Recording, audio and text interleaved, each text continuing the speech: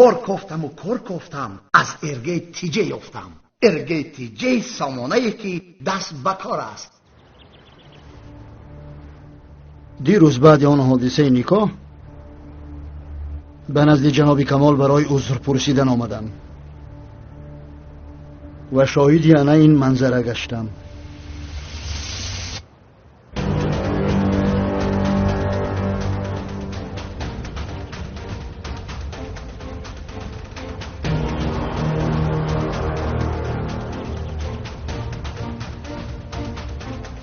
به کمال اهمیت ده میگویم،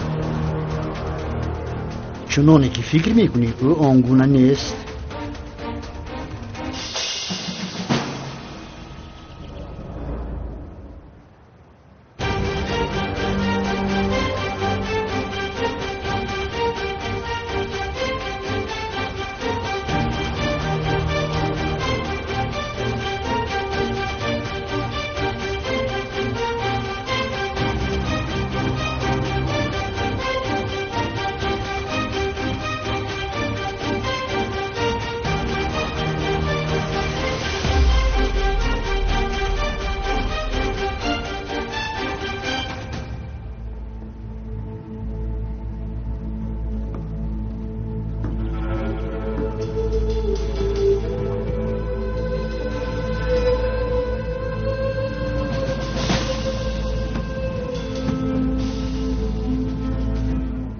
این صورت را به تو میفرستم.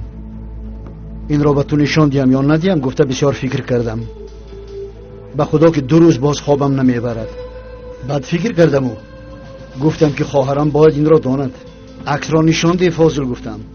انا بین دان که با چگونه آدم عائله دار شدی. تمیر چی میخواد؟ برای چی اومده است؟ میخواهد که در تندر همراه اشتراک کنیم. سبب؟ اهمیت نده. آیدی و فکر کردن فایده ای ندارد. شخصی بخصوصیت. توبه. او کیست که همراه با تو در تندر اشتراک میکند؟ توبه. بهوده فکری مرا مشغول میکند. عزیز بیهن بوده است. خطرناک بوده است. او را تهدید میکرده است. اگر همراه شویم پرقوت شده او را غالب میشده. همین خیلی گپهای بهوده. تمیری که میشناسی از پشه فیل میسازد.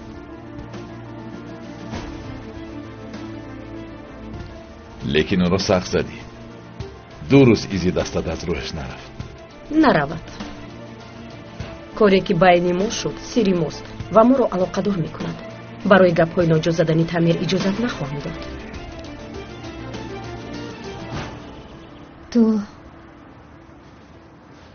تو بعد گرفتن این صورت با کمال خوردی؟ یعنی کمال چی جواب داد؟ به خدا که نه. دیدم که وضعیت دوامش را خودت فهم.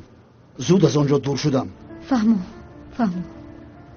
باز خدا میداند بعد رفتن من چی کار. بس. حق هستی مرا ببخش. من اینجا برای نشان دادن رسوایی نیه، بلکه آمدم تا بگویم که اکنون با آداب شدم. در این خانه جا ندارم. لیکن تو بدان که همیشه یک برادر داری. هنگامی پیدا شدن یگان مشکلی به من زنگ زن. در 1 ثانیه در نزدت حاضر می شوم. تو اون شب به خونه چی در اومدی فوزی؟ برای آنکه در نزد دروازه بیرون محافظ است. کسی اوید در حال خبر می دهند. از کمال اجازت می گیرند. کمال اجازت داده باشد تو او را ندیده چه خیل رفتی؟ فاضل تو برای چی اینجا آمده؟ برای چی اینها را میگویی؟ انا ببین خواهرت به مراسم نکاحش تو را دعوت نکرد. آخر تو را دیدن نمیخواهد. این تحقیر را بین. اما نه، دلی اکگی دارم و صبر کردن نتوانسته برای آگاهی آمدم. لیکن باز گناهکار شدم. به خدا که من حیران شدم. به خدا که بیهوده گپ را به هر سو نبر. گپ زن چه خیل به خانه در اومدی؟ خواهرم محافظ مرا میشناسد. آخر آن روز در مراسم نکاح مرا دید. با جناب کمال باید واخورم. تعجیل است گفتم. آنها اجازه دادن و در آمدم. چی شده است؟ این کار این خیل نمی شود. تو به من درستش را نقل کن. مادامی که به من باور نمی کنی محافظ را جیغ زده بپرس. فهمیدی؟ او میگوید من به تو گپایم را گفتم. همش را گفته از سرم ساقط کردم.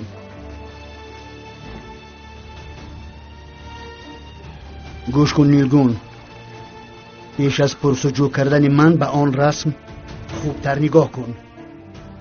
یک بار با چشم دیگران نگاه کن و بفهم که با کی عائله دار شدی. خیر، من رفتم.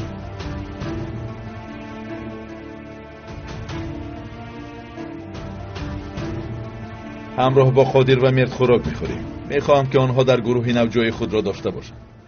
کمال، مرد و قادر رو در یک جو کار فرمودن با منطق نمی شود. التماس اوید این بار دیگر فکر کن. من با آنها باور میکنم سوزن. اگر تو هم آنها را دستگیری کنی برای آنها از همه بهتر میشود. با تلفنت جواب ده. فیلیز زنگ میزند، صحبتی مهم داریم. خوب، مایلش جواب ده. مایلش، بعداً صحبت میکنیم. فیلیز جان، این منم، فاضل. یک دقیقه فیلیز جان. به فکرم در نزدی از نم هستی. برای همین مرا فیلیز میگویی. گپ رو دراز نکن. فاضل نقل کن. اوید رسم نیلگون چی گفت؟ تعبش سختگیره شد. تمام رویش سرخ شد. لیکن یک مشکلی هست. از من پرسید که چطور به خانه در آمدی.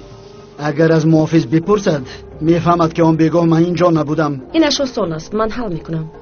خیر. نیلگون چی کار کرد؟ برابر دیدن ناراحت شد؟ ناراحت هیچ است. میدانی چشمانش پر از آب شد و لبانش به لرزش در آمدند. دستانش لرزه کردند. اما کوشش کرد که من آن را درک نکنم. نیلگون خود همین طور است. اگر خون قی کند شربت انار نوشیده بودم میگوید. ولی گوش کن، کار آن محافظ مهم است. اگر دروغم را بفهمد هیچ جا به نزد خواهرم آمدن نمیتوانم.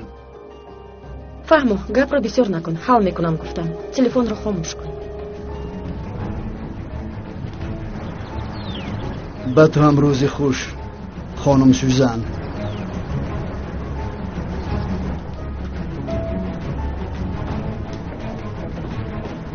حسن، مرا با دقت گوش کن.